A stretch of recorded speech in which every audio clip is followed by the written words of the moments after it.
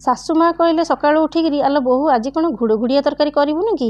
ମୁଁ କ'ଣ କଲି ସାଙ୍ଗେ ସାଙ୍ଗେ ରୋଷେଇ ଘରେ ପଶିଗଲି। ପନିପରିବା ସବୁ କାଟି ପକେଇଲି। ଡାଲି ତ ସବୁ ବତୁରେଇକି ରଖିଥିଲି।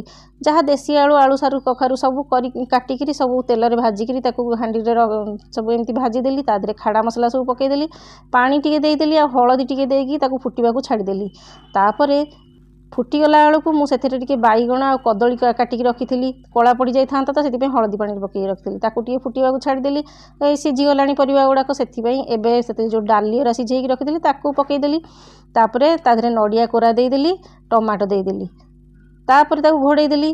ତାପରେ ଏପଟେ କ'ଣ କଲି ନା ମୁଁ ଟିକେ ତଡ଼କା ଲଗାଇବା ପାଇଁକି ଘିଅ ପକେଇଦେଲି, ଜିରା, ପଞ୍ଚୁ ଫୁଟଣ ଆଉ ଟିକେ ହେଙ୍ଗୁ ପକେଇଦେଲି। ଆଉ ତା ଦେହରେ ଅଦା କୋରା ଟିକେ ପକେଇଦେଲି। ଗୋଟେ ଶୁଖିଲା ଲଙ୍କା ପକେଇଦେଲି। ଏପଟେ କ'ଣ କଲି ନା ଟିକେ ଜିରା ଲଙ୍କା ଗୁଣ୍ଡ ଭଜା ଆଉ ଟିକେ ଧନିଆ ପତ୍ର ପକେଇଦେଲି। ତାପରେ ସେଥିରେ ଏଇ ତଡ଼କାକୁ ଦେଇଦେଲି। ତାପରେ ମୁଁ ଶାଶୁ ମାଆଙ୍କୁ ଭଲ କି ପରସି ଦେଲି।